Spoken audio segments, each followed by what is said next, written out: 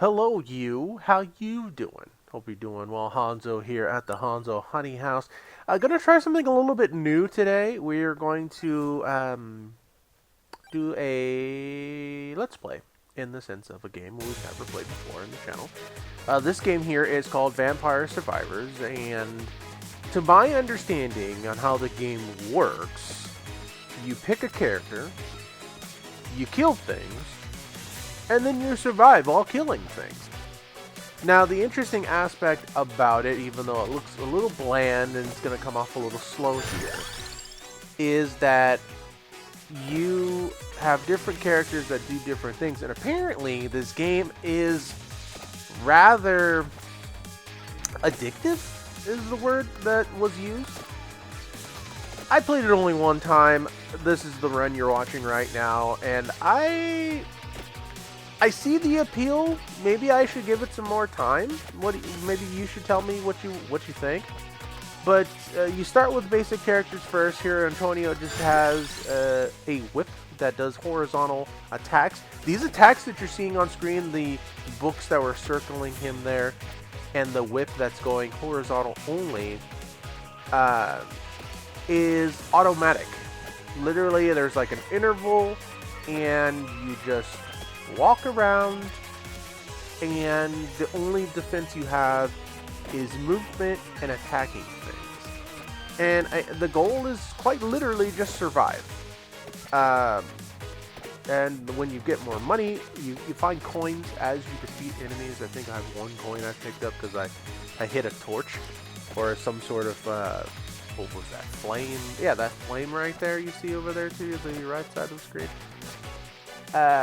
You get coins, and then you find treasure chests, which we'll address that here in a little bit.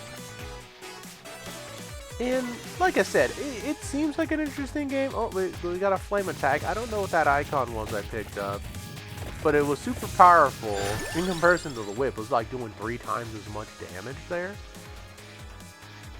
Oh, here's one of those treasure chests. And it's like you randomly get stuff out of it, and it just keeps tallying coins, and it's like, boom, you get an item to power up your weapon, and you got 100 coins. Cool.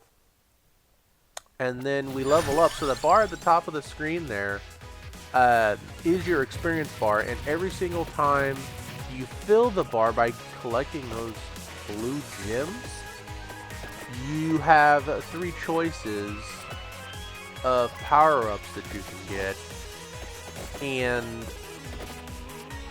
once I think that since this game starts a little slow in terms of like your characters you can select and their abilities that they have, it may discourage you out the gate. But I've seen people play this game, and they've had some cool characters that do some pretty nifty stuff, and there's even crazy people who have done, what was it, no move playthroughs, like literally completing the game cycle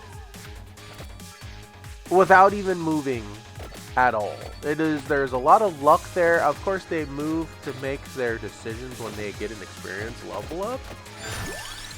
But quite literally, they're in the same space here, and all they're doing is winning. It's crazy. So, I think you've noticed I've gotten a couple level ups. I've leveled up the whip enough times where I'm attacking in both directions now. The only catch with this dude is he only attacks on the horizontal or the x-axis. So, the best way to attack things with him is to move vertically on the y-axis up and down on the screen, because obviously he can't attack above him or below him, or you actually get an attack that does like a circle, like I believe that was the King Bible as it was called.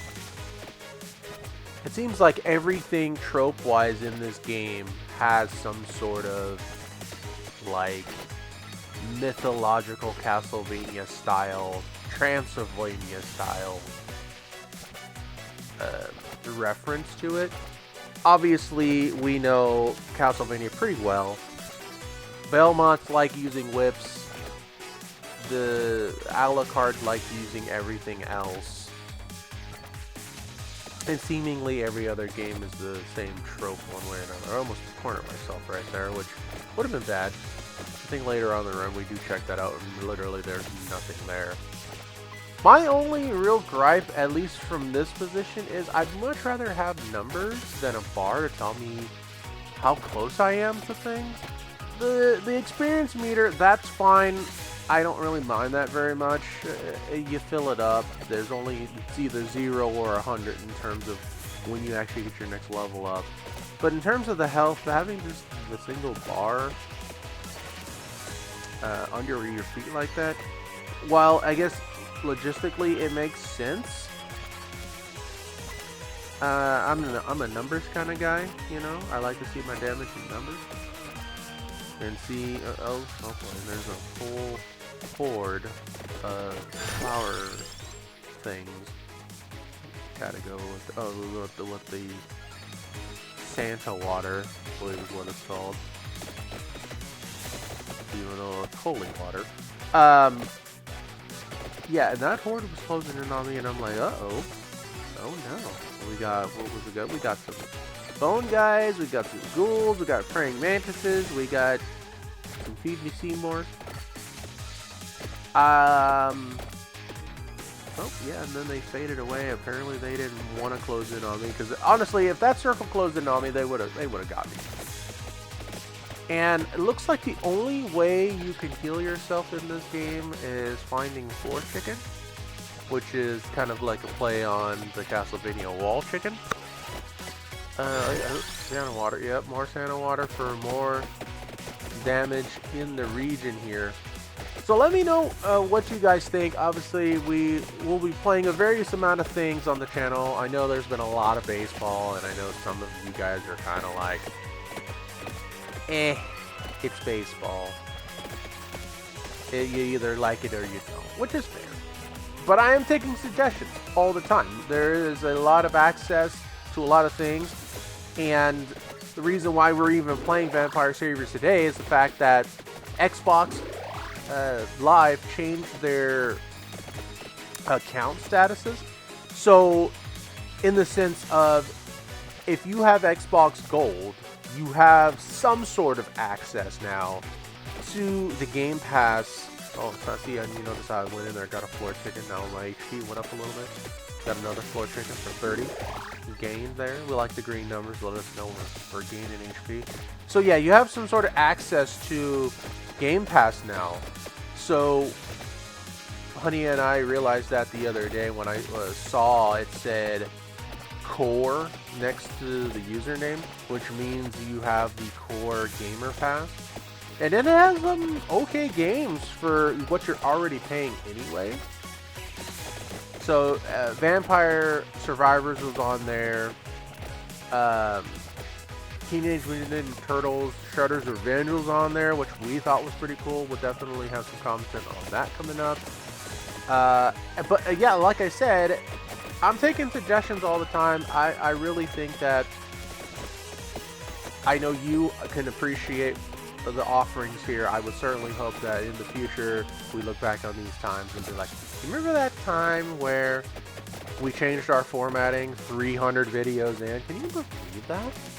300 videos already. Wow, this one's going to be 301. 301's a good gun in Apex Legends. We already know this. But yeah, this chest out here, so many coins in this chest, 192 coins, and we got a third whip power up there.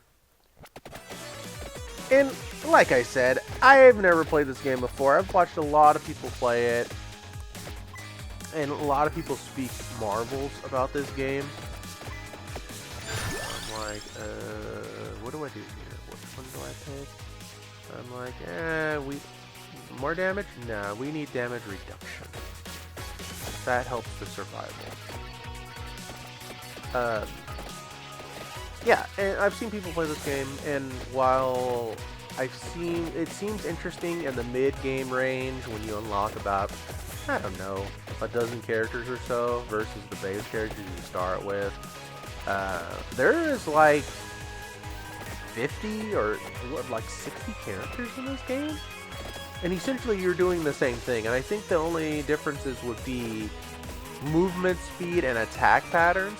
I know there's one character who is a dancing geisha who, as long as she is moving, she has no cooldowns on her attacks, which seems kind of wild when you stop to think about it, because there is a lot of movement to be had, considering how many enemies there are on screen right now, you know? So we are coming up to the end here. I think I just made a couple bad moves, because obviously I don't know the hit detection here, or in terms of movement. Visually, I can see what needs to be done here in terms of where to go movement-wise to be in the right spots in the right time to do the damage and things. But, you know, slow starts are just as discouraging as fast ones. I think a slow start's a little bit better than just getting thrown in and just getting utterly destroyed, you know? No one likes that. No one likes that at all. That's almost equally discouraging. So let me know what you think in the comments down below. Give it a thumbs up if you're feeling it. And let me know what you guys would like to see on the channel. That again has been Vampire Survivors. Available free for Game Pass on Xbox Live. I do believe this game is available on other consoles. Definitely available on PC. I think there's a Switch port. And I believe it is available on the PlayStation Network if you're on that. So give it a look, give it a shot. And again, let me know in the comments what you think. It's been Hanzo at the Hanzo Honey House. Until the next time, we'll see you tomorrow or maybe next week. Until then, take care of yourself. And we'll see you later.